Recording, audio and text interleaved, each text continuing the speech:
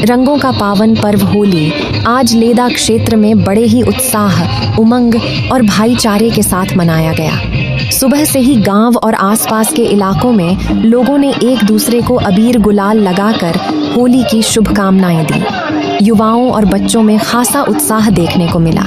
जगह जगह लोगों ने एकत्र होकर रंग गुलाल उड़ाए और खुशियां साझा की। इस दौरान बुजुर्गों ने भी एक दूसरे को रंग लगाकर आशीर्वाद दिया और समाज में प्रेम, सौहार्द और एकता बनाए रखने का संदेश दिया। होली के इस पावन अवसर पर लोगों ने पुराने गिले शिकवे भुलाकर एक दूसरे को गले लगाया और भाईचारे की मिसाल पेश की।